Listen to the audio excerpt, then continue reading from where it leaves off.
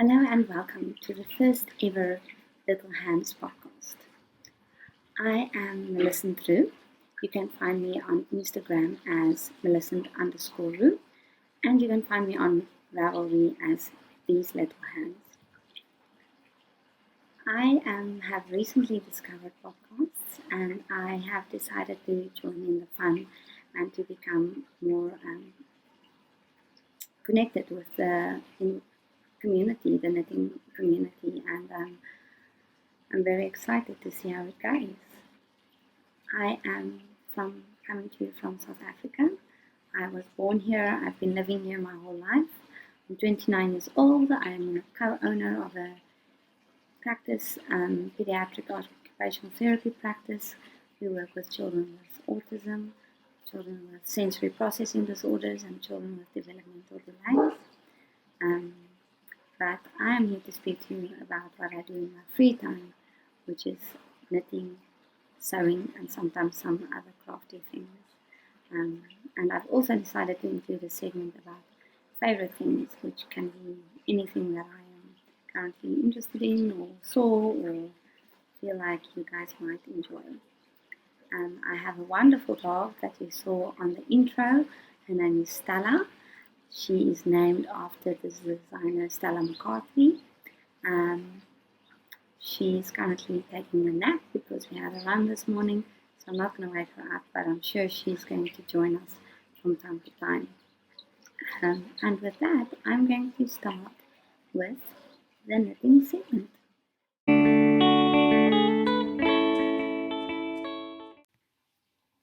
Hello, I'm back to talk about knitting.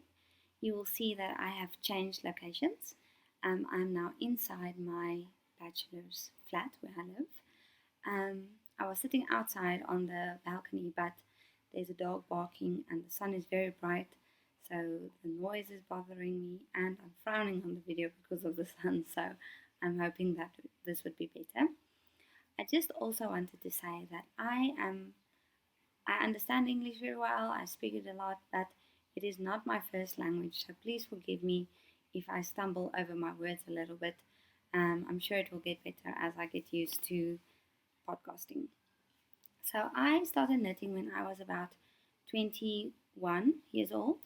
My mother bought a book from our local store, Arthur Vales, and the book is this. So I'm sure that this is very common and readily available in the UK, but here in South Africa it is very special, and it is a special brand. So when they started to import this, was the first time when I actually saw modern knitting patterns or things that I thought I could wear. I paged through the book and I found the patterns so inspiring that I decided I have to learn how to knit so that I can be able to wear these beautiful things. So I taught myself to knit mostly with a little bit of help from my grandmother. And I knit English style, and I flick my yarn over the needles. Yes, I've never stopped knitting ever since. So you will also see I'm going to try to wear something that I made, either through sewing or through knitting, with every podcast so that I can share that with you. This was the project that I knit from this book. So it's called Magnolia.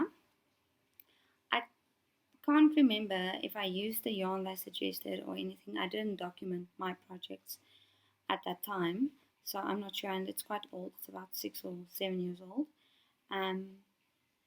But I'm sure I used the cotton glaze yarn, which is the suggested yarn for this pattern. I just want to show you the picture in the book. So there it is. Yeah, so it's not the same color, but as you can see, it's exactly the same pattern. I hear it quite a lot, but I think I can block it again. On the sleeves, there is a nice smocking detail and a lace detail, so it's really nice. It's worn very well because it's quite old and it still looks new. So yes, I enjoy wearing it. So that is how I got into knitting. So I will always be a very big fan of the Rowan brand. because they were the ones that inspired me to knit. Okay, I'm going to share some of my works in progress. I'm not a monogamous knitter at all. Um, I want to try and keep my project down to 3 at a time. At the moment, that is not what is happening, but I am going to try. And I've also decided to enter some knit along so that I can push myself to finish projects and not just cast on new projects all the time. So, what I have on my needles for the 2016 sweater along, hosted by the Knitting Expat podcast, and I'm also going to double dip into the double dipping knit along from the Twitch and Stitch podcast. I've entered 2 projects, and the first one is from this book. So it's from the Summer Light 4-ply book. It was released last year, I think. No, or actually at the beginning of this year, I'm actually not sure. But I started with this in January, which means I can enter it into the 2016 sweater along. It is actually the project on the cover. It is a crop sweater, and I'm knitting it with the Dug Egg colorway in the Summer Light 4-ply. It's really soft cotton, so it looks like that. As you can see, I am definitely not going to wear it with my midriff exposed. I'm not confident enough for that. But the reason why I wanted sort of a crop sweater is I have a lot of dresses and skirts that come mid-waist or that are high-waisted. And I often find it difficult to wear a cardigan with them or a sweater because the shape then is awkward. So I thought I have quite a lot of things that I can wear this with, and I like the heart shape. It's very sweet. So it's been living in this project bag. This bag was not originally intended as a project bag. Before I learned about project bags on the podcasts, I made quite a few bags over the December holidays because I wanted to make some gifts for my friends, and I wanted to use fabric from my stash. I have quite a large fabric stash because I inherited a lot of fabric from one of my aunts. She used to be a fashion designer. She's no longer doing it, and she sponsored a whole suitcase of fabric. And I also sometimes buy fabric when I see nice fabric. So I have quite a stash of fabric, and I'm on a mission this year to use the fabric that I have and not to buy new fabric before I've used the ones that I have. So it's sort of a linen-y fabric, but I love the pattern. So this is one of the ones I get for myself. The inside is a floral fabric. It's quite a soft bag, so it's not perfect for a project bag, but it's working fine. I made them originally to use as travel bags for your hairdryer or your shoes or your underwear, etc. And you'll be able to see on Instagram I made a lot and gave them away as gifts. So I finished the back. Came out really well. The yarn is so soft, so nice. It's going to wear so well. I've started with the rib on the front. Or actually I finished the rib on the front. There we go. So I'm ready to start with the pattern. It's not a very difficult pattern, but you have to concentrate. So I'm not knitting it while I'm watching other things or doing a lot of other things because I don't want to make a mistake. And it's 100% cotton, and it's really lovely. So yeah, I'm really enjoying this project. It's coming along quite well. So that is the first one that I entered into that knit along. The second one is my current favorite project. Partly because I have had to wait for this book for 9 months. It came out last year in June or July, and I only received it in March this year. The reason why I bought this book is because of a specific pattern, but there's quite a few in here that I like. I have a rule that I can only buy a book if there is at least 4 patterns in the book that I would knit. So it's this one. It's called Haven. It has a very beautiful collar, bottom and sleeve detail. The rest is just moss stitch. I like the box's shape. very practical for me. For work, I can wear it with skinny jeans. So yes, I'm knitting it in the suggested yarn. They suggest either the Pure Wool Superwash or the Creative Focus worsted yarn. So I chose this one. It is 75% wool, 25% alpaca. It is in the lavender colorway, and I love it. It's easy to knit with. It's a little bit, it doesn't feel very scratchy, but I think if you wear it on your body, it will be a bit scratchy, so I'll have to wear a t-shirt underneath, which is fine. There's no problem with that. And the progress on this is quite far, sort of, I think just over halfway on the back. There's no shaping on the sides, so very easy, don't need to concentrate. The lace pattern at the bottom is also not very difficult, so it's going very quickly. This is just moss stitch, so easy. Yes, so I'm very excited. This is my other one that I entered into the knit along, and I'm sure I'll be able to enter a few more throughout the year. This project is living in a project bag that I made over the Easter holidays. I made 3. I wanted to make one for my mother. I used a batik pattern that I would put in the show notes. The first one you'll be able to see on Instagram. I made with the original shape. It has bands continuous with the fabric, but then I was a bit pressed for time because I wanted to finish it before I had to go back to work. I wanted to talk about my project bag. So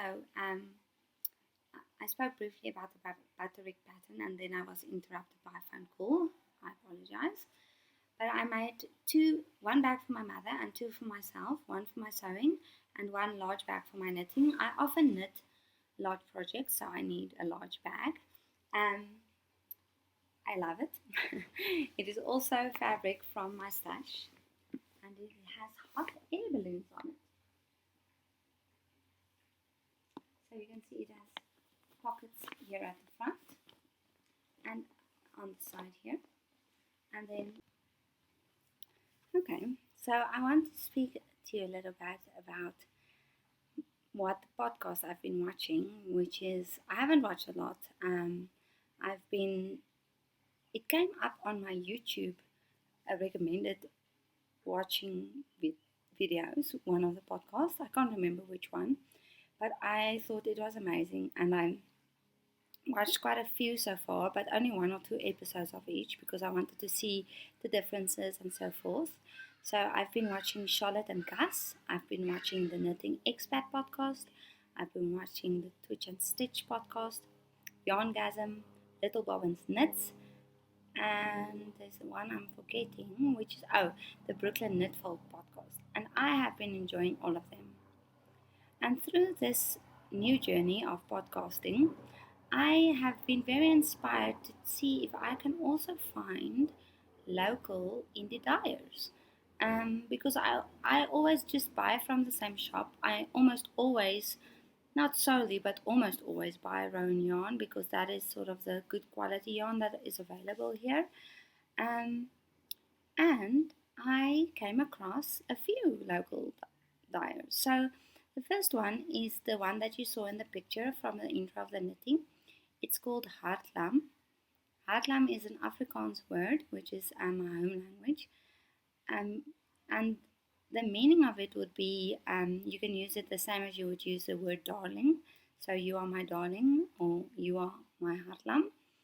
But lam, the end of that word, is also the word that we use for a baby sheep in Afrikaans. So the word has a bit of a double play there, and it's such a beautiful, beautiful word. So I ordered 2 skeins of yarn. I've never before bought yarn without having a project, but I wanted to buy local yarn and I wanted to start this new journey. So I bought 1 sock weight yarn and 1 double knit merino and silk blend yarn. So I received it about 2 weeks ago. So the first one I want to show you is a variegated yarn. I already rolled it up in a ball. You will see that I don't have a winder. I don't know what you call it, but I don't have the thing that winds up yarn from a skein. So I have to do it by hand, and it leaves a little to be desired. I still have to practice, but it's soft, sort of ice cream colors. It has all the colors in there. It's very, very soft. I will look on the label and put the details of exactly what it is in there.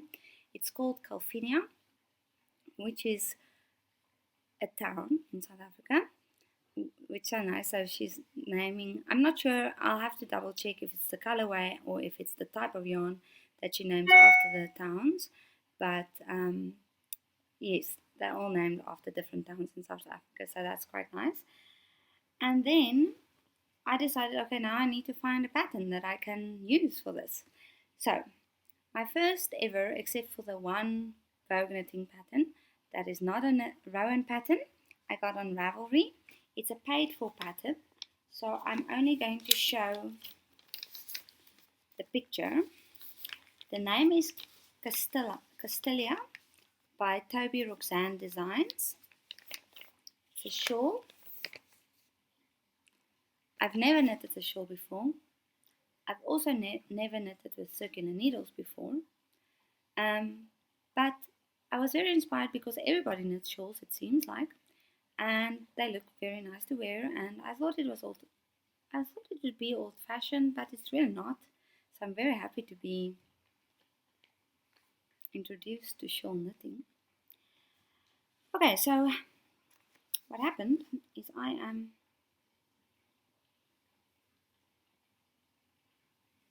this far. So I only have the last lace piece to go. I think it is very pretty. I'm not yet sure if variegated yarn is my style, but it's still very pretty, and if I'm not going to wear it, I'm sure I'll be able to find someone who likes it. I'm knitting it on Knit Pro Cubics, 4mm. I thought the transition between straights and circulars would be difficult, but it was fine. I don't even think it's slowing me down. So yeah, and as you can see, tension is fine. So the blue that I'm using, I actually didn't have a yarn to use for this solid color. And last weekend I was in Port Elizabeth, and I also found out that that is the mohair capital of the world. Very exciting. So I stumbled by accident across Mohair Studio. Beautiful, beautiful store. I'll insert a picture here.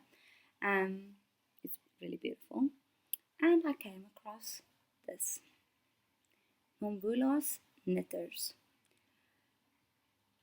I'll put the details of the Nomvulos Knitters in the show notes. It's a lace weight, so it's a little bit thinner than a sock weight yarn.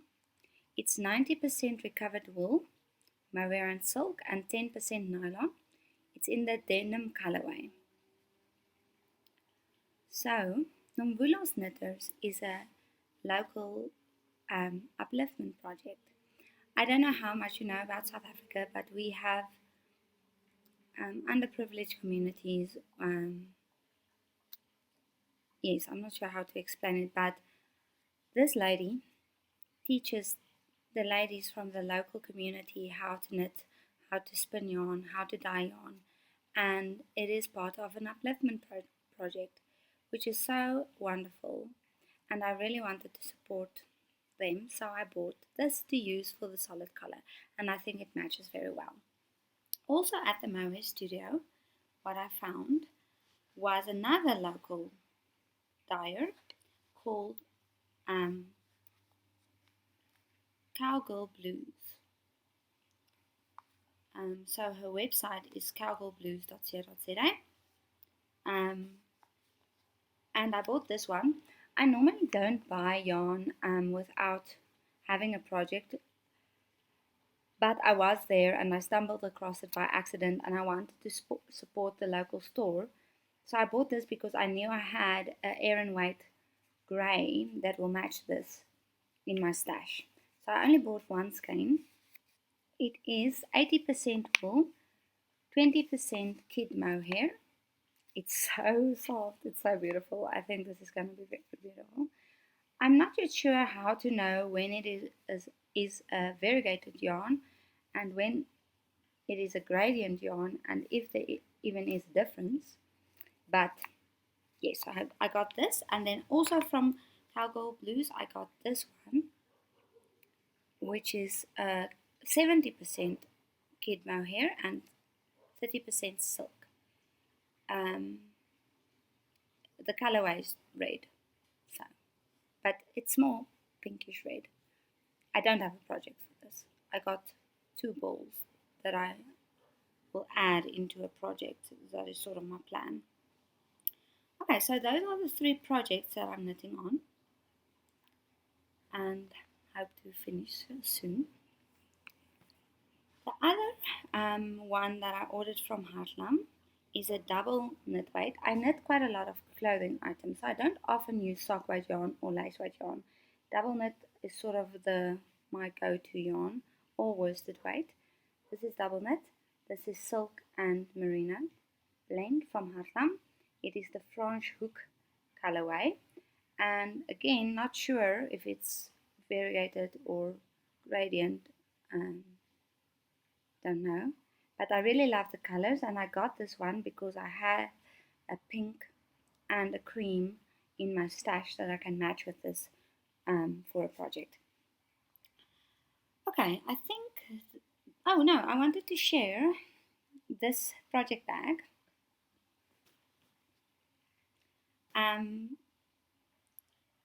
It's a little bit old-fashioned, and I probably wouldn't have chosen the fabric myself, but I have fond memories of it because last year my mother and me and I went on a sewing retreat hosted by Ideas Magazine, which is a local crafting magazine, and Bernina, which is the sewing machine manufacturers. And this was one of the projects that we made. So they gave us the fabric, so we didn't have a choice in the fabric. And they taught us how to make these cords on our sewing machine and to do the different stitches, to do the pleat. So there's quite a lot of work that went into this project, and it's quite big inside, which is nice. So I like it. I'm quite fond of it, although it's not really my taste. I have very fond memories of making this bag. So that is that for the knitting. And I am going to go over into the sewing segment.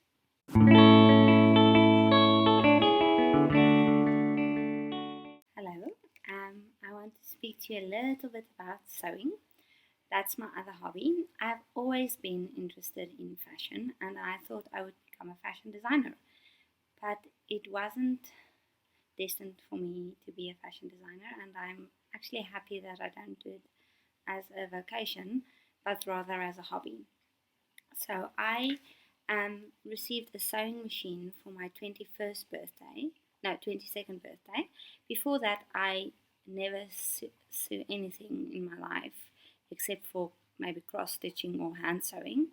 And I received, together with my wonderful sewing machine, I have a Bernina Activa 220 machine. It's an electronic machine. It has quite a lot of features. It's not a top of the range from the Bernina ranges, but it's sort of a mid-range machine, which is very nice. And I also have a serger. It is the 1105 MDA, I think, serger with quite a lot of features that I am still learning all of them about. So those I received separately, the sewing machine for my 22nd birthday and the serger for my 23rd birthday. And I think my sewing machine is my most prized possession. I have been sewing on and off over the past, well, it is now 8 years, but some, like last year, I didn't do any sewing, so it depends on how much time I have. But this year I decided to enroll into formal classes once a week, so I attend a sewing school on a Tuesday evening for 2.5 hours. I enrolled for the open class course, which means you can do whatever you want. with the goal to finish all my unfinished sewing projects and to use the fabric that I have in my cupboard and not to buy new things. So yes, you will be able to see on Instagram some of the things I have completed this year. I'm only going to share with you now the project I'm currently busy with. So it is inspired by, and I'm going to try and insert a picture here, a coat by Alexander McQueen. The fabric's not exactly the same, but the shape of the jacket is of the coat is inspired by that shape. And I'm also going to do some detail at the bottom, similar hopefully to that on the picture that you just saw. So I drew up the pattern myself completely based on my measurements. It was a lot less complicated than I thought it would be. If you have the instructions, then it's very straightforward. You need a few tools. You need French curves and the sewing rulers, etc. But other than that, it was quite simple. And let me show you where I am with that project. So the fabric I use is fabric that I bought a long time ago at Arthur Bale's, my local sewing shop. And it was on sale and I just fell in love with it. So it's navy and cream, beautiful for the winter. The jacket is fully interfaced in the front with iron-on interfacing so that it gives it more structure, and then also 6 centimeter interfacing on the back seam, of which 4 is going to be folded up. And I have also pattern matched the seams to the, for the most part. It is not perfect because there are curves in the pattern, but it is almost there. And the other thing I'm very excited about is my jetted pockets. So this is what I did last week in the class. My first ever time doing this. It was quite stressful. I also tried to pattern match it. As you can see, the lines run down perfectly. It's not 100%, but I think it still looks good. So you do these, there's a strip there and a strip inside. It's a little bit difficult to see. So you do that first, and then you cut a hole in your jacket, which is a little bit stressful. Then you insert the flaps, and then you insert the pocket. And what's very fun is the inside is chartreuse.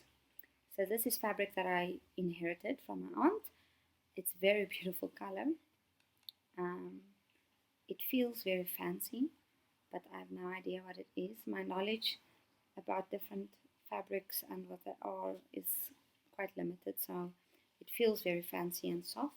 But I'm also going to do the lining. So these came out really well. So there's 2 of those. Yes, so up next is going to be the blue detail at the bottom. I dyed some lace for that.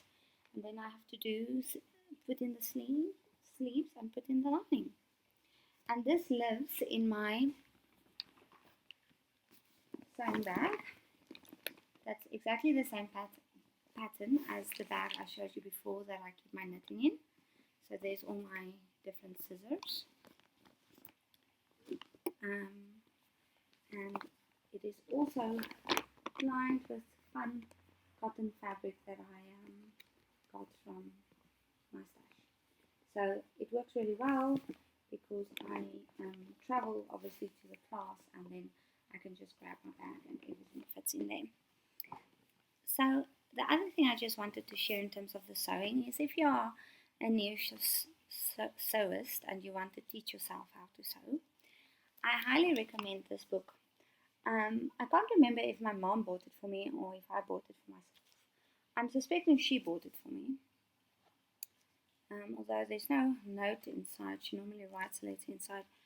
But it's very clear in terms of the instructions. So I looked at the various books, but this is really very clear. Let me just show you one example. So there would be an entire section under each sections. So there's hems, collars, patterns, fabrics, whatever. And then it's in color, which is not so you can see clearly. And then it's very clear in terms of the instructions. So I find this book very helpful, especially because I don't have anybody that can teach me. Now it's better that I'm going to the classes, but I can highly recommend this book. So yes, that is what I'm doing in terms of sewing.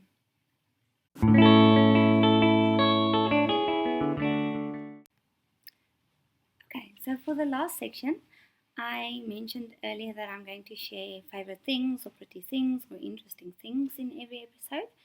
So I'll try and keep it limited, but I'm sure everybody would be interested in a few pretty things. Everybody that knits and is crafty likes pretty things. So my first favorite thing that I want to share is something that is bringing me a lot of joy. It is a calendar. Look how beautiful it is. So how it works is that the photos are taken from a wine farm called Babylon's Toren. They have a garden there that they use everything in the garden. It's actually very beautiful. I'll put the information in the show notes. So these are actually pictures that they took from the garden. But then how it works is after each month you can take it off, and I don't want to spoil it too much, so I'm going to show you this one. But the back is also a picture, and there's another one. And on the back of April, there's also a recipe for purple flower tapenade, which is great. So there's recipes on here. And when you're done with April, you take it off. And then you can use the recipe, or you can use it as gift wrapping, or you can use it for whatever you want. So my mother uses hers to make envelopes for cards. I've used mine for gift wrapping, but it hangs on my cupboard door and I see it from my bed in the mornings, and I love it. It's so beautiful, and it reminds me of Babylon's Toren every day, which is such a beautiful place. And then the circles on there are events that they have there. So they have olive workshops on the 13th and 20th of April, but it's far from where I live, so I won't be able to attend it on Wednesday. Then my last favorite thing for the week is a gift I received. I hosted a kitchen tea together with my mother and my sister for one of our family friends who's getting married in June. And as a thank you, they gave me this. The protea is South Africa's national flower. So normally it is pinkish, but this one is called the king protea. So it is not a fake flower, it is an actual real flower. It's really beautiful, and it's very big. You see? So this is definitely going to be one of my favorite things for the next. They tend to last very long in water, so this will probably be still fine for the next 3 weeks, and I will be able to have the pleasure of looking at it every day. So I'm very happy with that. It's been really lovely spending some time with you guys, and I hope you enjoyed the show. If there's anything you would like me to focus on in the show or do, please let me know. Yes, and I will see how often I can get to podcasting. I also have some friends that I'm going to ask to join as guests sometimes, and I'm looking forward to this new adventure. Enjoy the rest of your Sunday. Bye.